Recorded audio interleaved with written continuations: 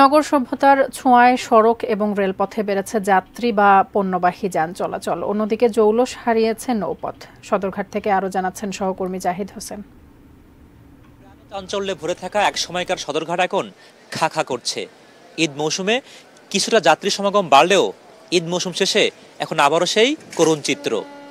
Launch মালিকদের খবর পাওয়া যাচ্ছে অনেকেই ক্ষতি এড়ানোর জন্য লঞ্চগুলোকে কেটে লোহাগুলোকে কেজি দরে বিক্রি করে দিচ্ছেন। যেগুলো লঞ্চ চলছে সে সকল লঞ্চগুলো বেশ ক্ষতি মানিয়ে নিয়েই চলছে এবং যে সকল যাত্রী তারা পাচ্ছেন তা সে সকল যাত্রীর যে ভাড়া, সে ভাড়া দিয়ে আসলে লঞ্চ পরিচালনার যে ব্যয় সেটি পর্যন্ত উঠছে না। তারা হয়তো বা স্বপ্ন দেখছেন সামনের দিনগুলোতে এই লঞ্চ যাত্রায় আবার সে সুদিন ফিরবে।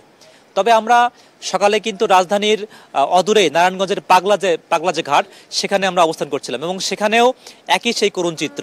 সেখানকে যে সকল যাত্রীবাহী কিংবা পণ্যবাহী যে সকল যান চলাচল করছে, সেখানেও সেই যাত্রী সংকট যেমন আছে, পণ্য পরিবহনের ক্ষেত্রেও পণ্য যারা পরিবহন করছেন তারা আসলে বিকল্প পথ বেছে নিচ্ছেন। তারা সড়ক পথ, রেলপথকে বেছে নিচ্ছেন নদীপথকে এড়িয়ে গিয়ে।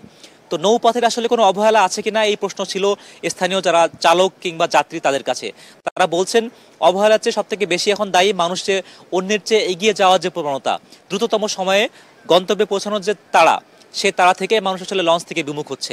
প্রাণ চাঞ্চল্যে ভরে থাকা এই সকল প্রাচীন ঐতিহ্যবাহী আসলে এই নৌপথের আবারও সুদিন ফিরবে কিনা সে নিয়ে প্রশ্ন যেমন আছে, একই সঙ্গে লঞ্চ মালিক যারা, তাদের অনেক স্বপ্ন আশাও রয়েছে। রাজধানীর সদরঘাট এলাকা থেকে এই ছিল আমার কাছে সর্বশেষ।